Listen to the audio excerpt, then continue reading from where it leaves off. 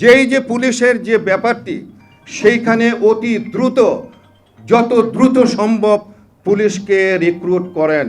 পুলিশের রিক্রুট যদি হতো আজকে 6 মাসের মধ্যে কিন্তু আমরা নতুন করে পুলিশ প্রশাসনকে কিন্তু পেতাম। কিন্তু সেই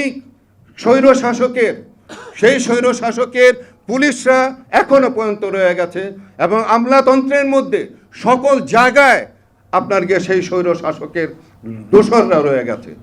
আর আপনারা বলতেছেন একটা ইলেকশন হবে, সুন্দর ইলেকশন।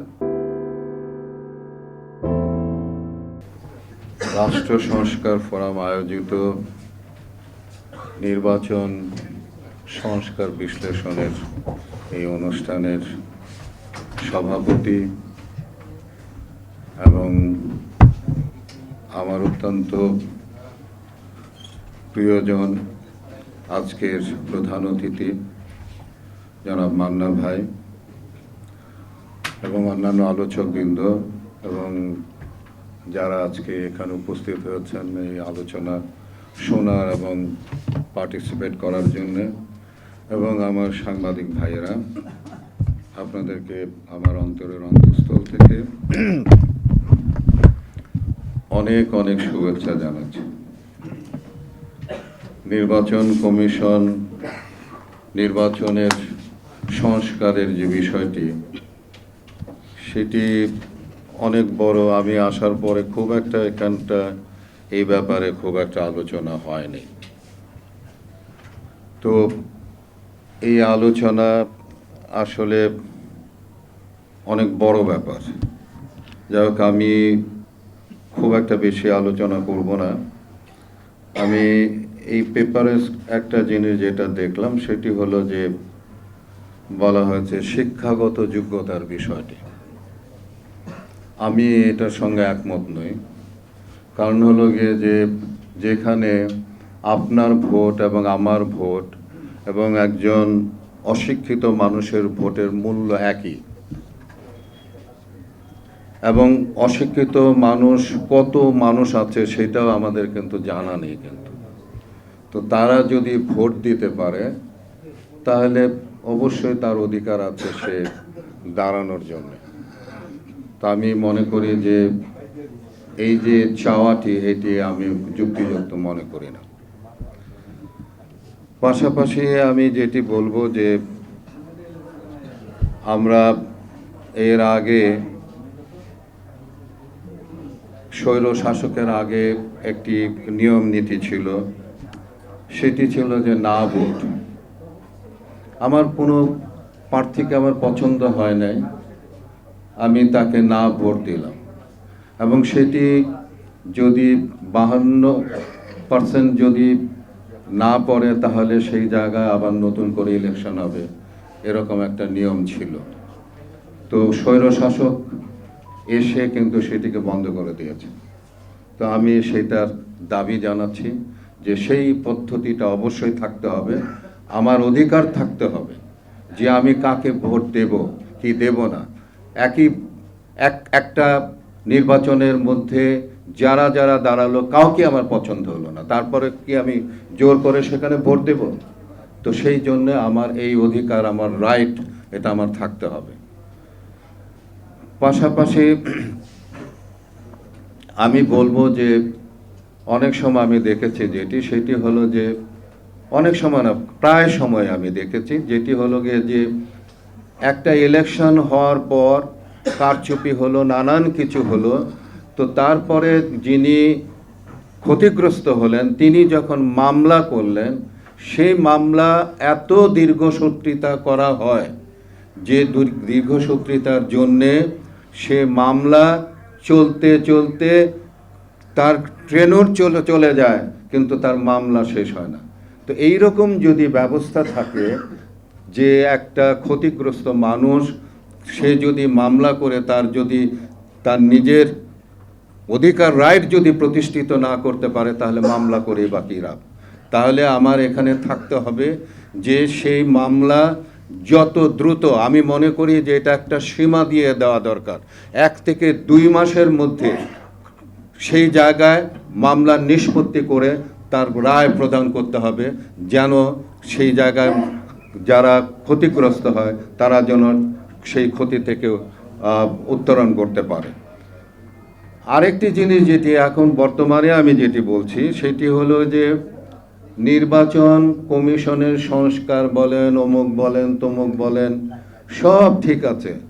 আমরা সবাই মিলে এবং নির্বাচন কমিশনের জন্য যে সংস্কারের জন্য যে কাজগুলো হয়েছে, প্লাস আমরা আরও অনেক কিছু আমরা দেব, কিন্তু এই কাজটা বাস্তবায়ন আসলে কারা করবে? আপনারা যারা যারা এই উপদেষ্টা পরিষদের মধ্যে আছেন, যারা রাষ্ট্রকে পরিচালনা বর্তমানে করছেন, তাদের কি যোগ্যতা আছে? আপনাদের কাছে আমার প্রশ্ন রইল, তাদের কি যোগ্যতা আছে এই ইলেকশনকে পরিপূর্ণভাবে সুন্দরভাবে এই পরিচালনা করার যোগ্যতা কি ওনাদের আছে? আমি কিন্তু মনে করি না। তো আপনি সংস্কার করেন, যাই করেন না কেন, নির্বাচন পরিচালনার যে বিষয়টি সেটি যদি ঠিক না হয়, তাহলে আপনি কিভাবে আশা করবেন যে একটা নির্বাচন সুন্দর সুষ্ঠু নির্বাচন হবে? তার কারণ হলো গিয়ে যে একজন উপদেষ্টা সালেহ আহমেদ সাহেব উনি বলেছেন যে দ্রব্যমূল্য আমরা কমাতে পারবো না, নতুন করে যিনি আসবেন, যারা নির্বাচিত সরকার যারা আসবে, তারা এসে আপনার গিয়া ওই দ্রব্যমূল্য নাকি কমাবে।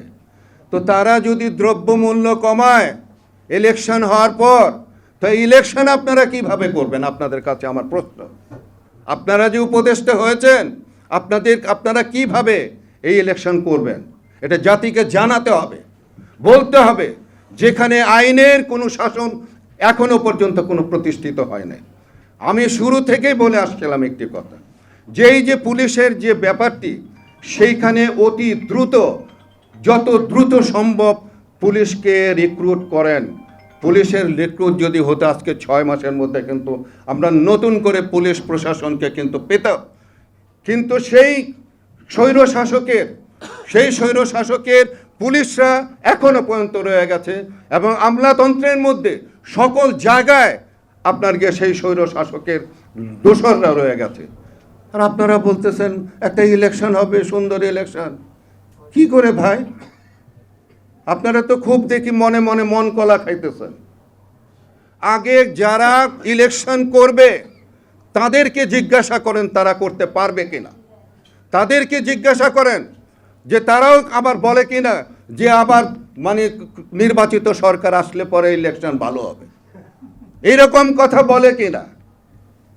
তো আমি এই বক্তব্য আপনাদের কাছে তুলে ধরে আমি আমার বক্তব্য আজকের মতে আমি শেষ করছি। ইনশাআল্লাহ আপনারা সকলে ভালো থাকুন। আল্লাহ হাফেজ। আসসালামু আলাইকুম।